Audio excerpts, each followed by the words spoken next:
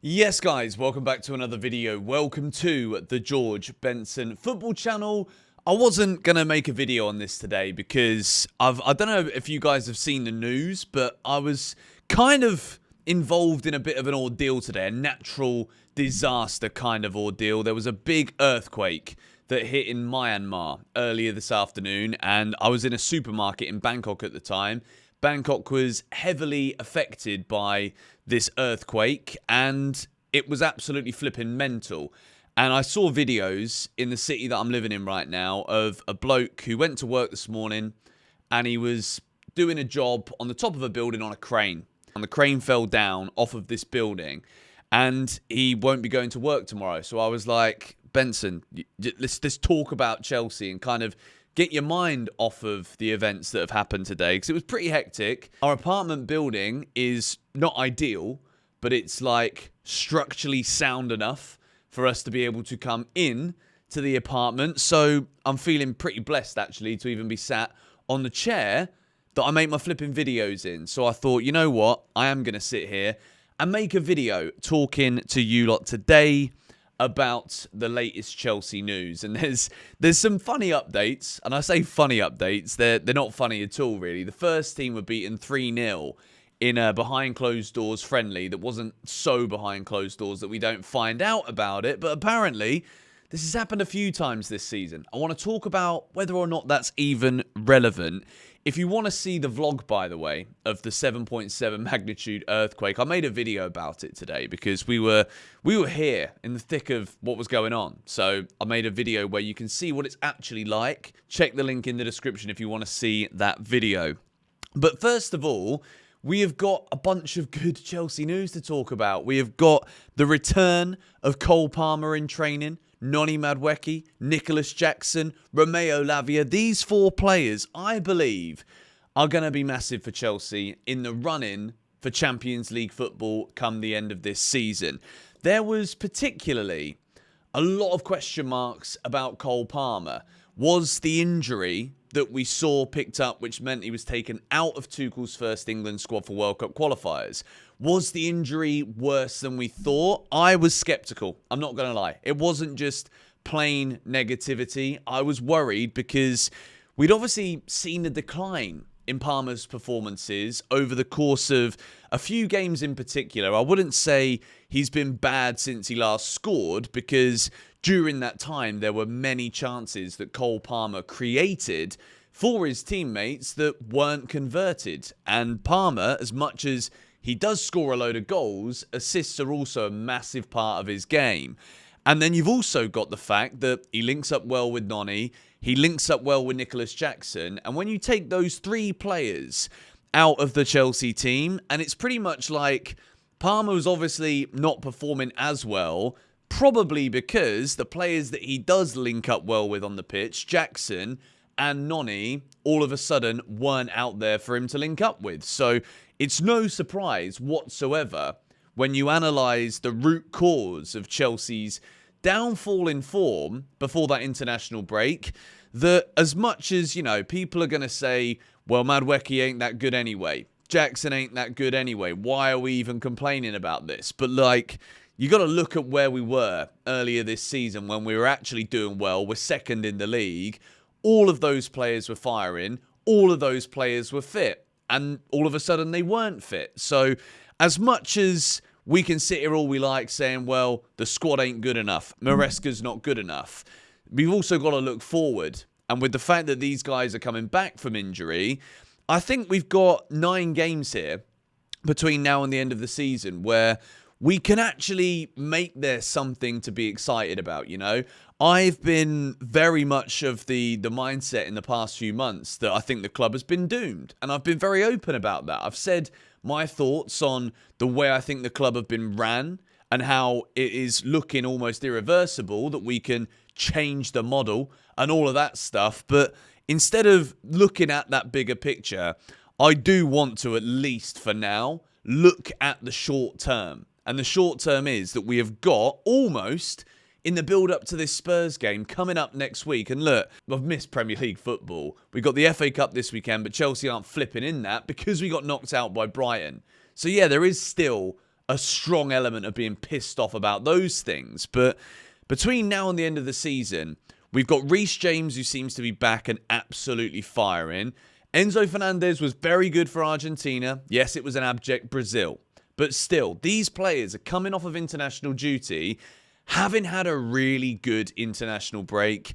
You add Lavia into that equation as well, a player that when you look at when Chelsea have been at our best this season, if you watch the Enzo Fernandez video I made earlier this week, I pinpointed the Aston Villa 3-0 home win and the Spurs 4-3 away win that I think were Chelsea's best performances. I know the Tottenham game was a lot closer, but look, if you take away those opening 12, 15 minutes where we made stupid errors, Cucurella, who's been probably the best player, one of the best players this season, makes a couple of errors. Spurs punish us, but then we absolutely punished them. We took the game to them and we dominated and we beat them easily. 4-3 is an unfair scoreline to Chelsea. Lavia was in the side then. So the fact that all of these players are coming back after we've had a 2.5-week break, when we go now to discuss the news that the Chelsea first team were beaten 3-0 by the under-21s, I'm not going to lie to you. I think maybe because bigger and more important things in life have happened to me and around me today, I'm kind of just sitting here thinking, do I actually really give a shit that the first team got beaten by the under-21s? Apparently, this isn't the only time this has happened this season. First of all, if you had the likes of your Caicedos out there, do you reckon we'd have lost 3-0? Probably not. Not going to lie to you. If we had our best players out there in this game, we're not going to get beat 3-0. But at the same time, I do think there is some kind of avenues that we need to take to approach this here, because the players that probably would have played are most likely the players that, when we've called upon them to join the first team setup to actually, make use of that squad with the injuries that we've had, we've got to call upon others. I do wonder who it was that was out there. And look, we could say it's on Maresca. We could say that it's embarrassing of the players, embarrassing for the manager. But overall, it's only going to be if these first team players don't show up at Stamford Bridge against Spurs next Thursday night or whenever it is. If they don't show up then blimey, this 3-0 first team defeat to the under-21s actually does mean something, because it shows that the players are struggling to motivate themselves to get up for anything. So if we beat Spurs next week, no one's going to care about sitting here on the 28th of flipping March 2025 saying, oh, Chelsea's first team were beaten 3-0 by the under-21s. So, we've all been quite bored. If you're not a big follower of England or your international country or whatever, and you miss Chelsea, I get it. Of course, I miss Chelsea as well. I don't want to see us go 2.5 weeks without flipping playing. It's torture over the summer, but at least we can talk about transfers. You know what I mean? And looking forward, this summer we got the Club World Cup. $125 billion. That's a lie. It's been a long day. $125 million if we win that competition. Not that I think we will, but we got to go for it at least. And I'm optimistic that we can try. Do you know what I mean? But yes, the first team squad, realistically, right? When you take all of the players out that have gone on international duty, and there's a lot of them missing, you take out the players that have been injured that won't have started this game. Yes, this isn't a fair reflection of the first team squad quality, but it certainly is a fair reflection on just how little quality we've got when it does come to that depth that we have in this squad. There isn't enough quality in it. And if you're a player who is playing in one of these friendlies, right, against the kids, I know it's basically youth against youth, but to me it just shows that if you can lose a game like that against under-21s, then do you actually really care about putting in the effort in training? Because the most important thing really about all of this is that Maresca cancelled the day off that the players were supposed to get. So when we talk about the result in itself, yeah, it's not good, losing 3-0 to your flipping youth team.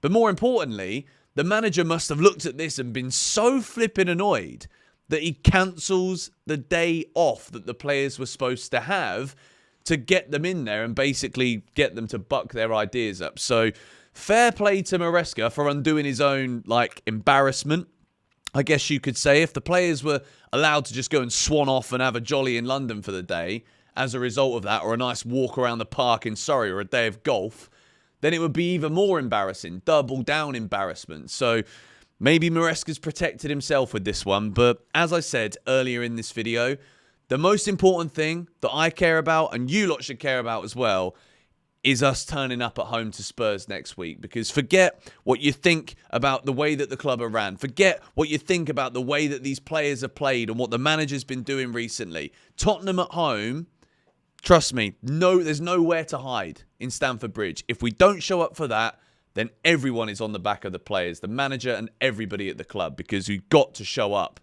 at home to Spurs, and we're fighting for the Champions League. So let's absolutely make sure that we are there for it next Thursday night. But anyway, as I said at the start of this video, I hope this video was okay. I hope you've enjoyed yourselves. I just personally wanted to make it because I can't kind of get some of the images out of my head for some of the things I've seen online, particularly today, but also just being there in person. I genuinely felt like I was going to faint. If you've ever been involved in an earthquake or whatever, I felt like I was fainting, but when I realised I wasn't actually fainting and I realised what was going on, it was pretty shocking, I'm not going to lie. But yeah, we're still here. We're still good. We're still alive. We're still kicking. So thank you guys for watching this video. Subscribe to the channel if you're new. As I said, if you want to see what it's like on the ground today, then I've made a video that I think is quite enlightening to what it's like. I don't know if that's the right word or not. I think I'm a bit delirious. I'll speak to you guys later. Come on, you Blues.